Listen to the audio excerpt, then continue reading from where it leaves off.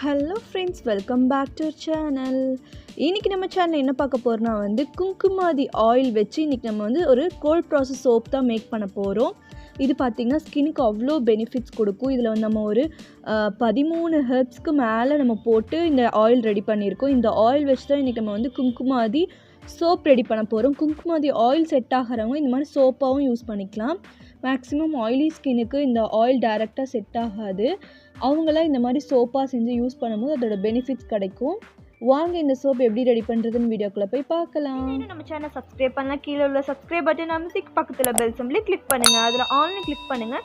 அப்போ தான் நான் போகிற வீடியோஸோட நோட்டிஃபிகேஷனாக வரும். நீங்களும் நம்ம சேனலை மிஸ் பண்ணாமல் பார்க்கலாம். ஃபர்ஸ்ட் அதுக்கு நான் ஆயில் மெஷர் பண்ணிக்க போகிறேன். ஃபர்ஸ்ட் இன்றைக்கி நான் கோகனட் ஆயில் ஒரு 100 கிராம்ஸ்க்கு கோகனட் ஆயில் எடுத்துக்கிறேன். 100 கிராம் கோகனட் ஆயில்.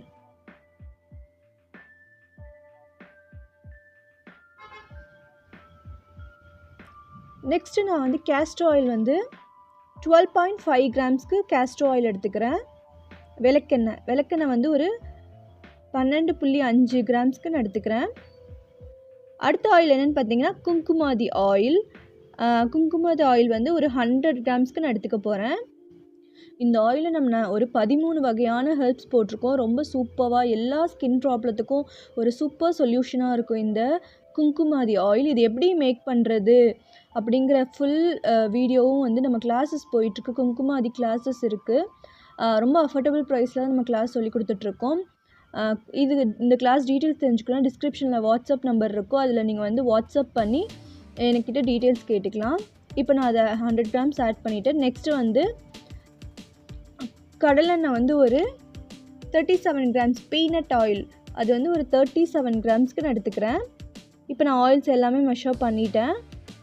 இப்போ ஃபஸ்ட்டு அது லைட்டாக நம்ம ஸ்பேச்சுலால் பிளெண்ட் பண்ணிவிட்டு ஒரு ஓரமாக வச்சுக்கலாம். நம்ம காஸ்டிக் சோடா மெஷர் பண்ணணும். ஃபஸ்ட்டு எப்பயுமே காஸ்டிக் சோடா மெஷர் பண்ணிவிட்டு ஆயில் மெஷர் பண்ணுங்கள். இந்த டைம் நான் ஃபஸ்ட்டு ஆயில் மெஷர் பண்ணிட்டேன். நெக்ஸ்ட்டு நான் இப்போ வாட்டர் எடுத்துட்டேன். இந்த வாட்டரில் இப்போ நம்ம எடுத்து வச்சுருக்க காஸ்டிக் சோடா ஆட் பண்ண போகிறோம். நமக்கு தேவை வாட்டர் பார்த்திங்கன்னா 66 கிராம்ஸ்க்கு வாட்டர் தேவை. பார்த்திங்கன்னா காஸ்டிக் சோடா பார்த்திங்கன்னா 33 கிராம்ஸ். இதை கொஞ்சம் கொஞ்சமாக இப்போ போட்டு நான் மெஷர் பண்ணி ஆல்ரெடி எடுத்திருக்கேன். ஸோ இப்போ கொஞ்சம் கொஞ்சமாக போட்டு நல்லா மிக்ஸ் பண்ணிக்க போகிறேன். அப்படியே கொட்டிடாதீங்க, கொஞ்சம் கொஞ்சமாக மிக்ஸ் பண்ணுங்கள். பொறுமையாக கையில் க்ளவுஸு காகுல்ஸ் எல்லாமே போட்டுக்கோங்க.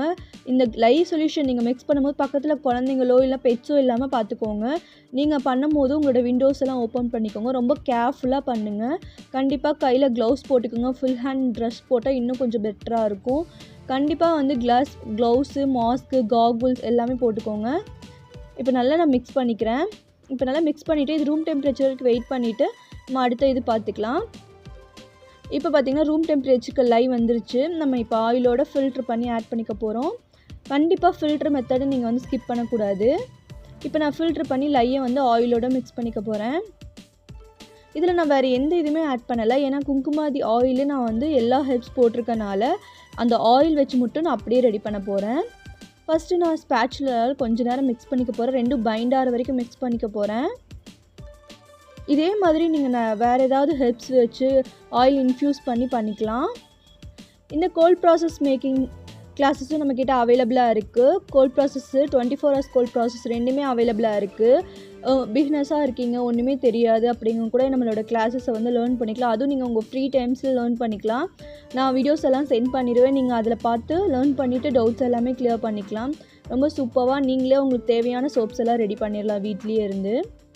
இப்போ நான் ஓரளவுக்கு பிளெண்ட் ஆனதுக்கப்புறம் நான் இப்போது பிளெண்டர் போட போகிறேன். இன்றைக்கி நான் கம்மி குவான்டிட்டி செஞ்சனால நான் இந்த மாதிரி காஃபி பிளெண்டர் போட்டிருக்கேன். நீங்கள் பெரிய குவான்டிட்டி செய்கிற மாதிரி இருந்தால் பெரிய பிளெண்டர் போட்டுக்கோங்க. நல்லா பிளெண்ட் பண்ணிக்கணும். அந்த இட்லி மாவு பதத்துக்கு அது வர அளவுக்கு நம்ம பிளெண்ட் பண்ணிக்க போகிறோம். நம்மளோட முசி ஹெர்பல்ஸ்லாம் கிளாஸஸ்லாம் அவைலபிளாக இருக்குது. இது பிஸ்னஸ்க்கு மட்டும் தான் நீங்கள் லேர்ன் பண்ணணுமான்னு கேட்டிங்கன்னா இல்லை, நீங்கள் உங்களோட ஓன் பர்பஸ்க்கு கூட லேர்ன் பண்ணிக்கலாம். பிஸ்னஸ்க்கும் நீங்கள் கொண்டு போகலாம். நம்மக்கிட்ட நிறைய கிளாஸஸ் அவைலபிளாக இருக்குது. உங்களுக்கு டீட்டெயில்ஸ் வேணா கீழே வாட்ஸ்அப் நம்பர் இருக்குது. அதுக்கு மெசேஜ் பண்ணி டீட்டெயில்ஸ் கேட்டுக்கோங்க. இப்போ நான் ஓரளவுக்கு நல்லாவே பிளெண்ட் பண்ணிட்டேன். கன்சிஸ்டன்சி வந்துருச்சு. இப்போ இந்த கன்சிஸ்டன்சியில் நான் இன்றைக்கி எசென்ஷியல் ஆயில் ஆட் பண்ணிக்க போகிறேன். இதுவும் ஆப்ஷனலாக உங்களுக்கு வேணால் ஆட் பண்ணிக்கலாம். இன்றைக்கி நான் எடுத்துருக்கிறது பார்த்திங்கன்னா வந்து லாவெண்டர் எசென்ஷியல் ஆயில்ஸ் வந்து நான் இன்றைக்கி ஒரு 2 கிராம்ஸ்க்கு மட்டும் எடுத்திருக்கேன். அதையும் நல்லா பிளெண்ட் பண்ணிக்க போகிறேன்.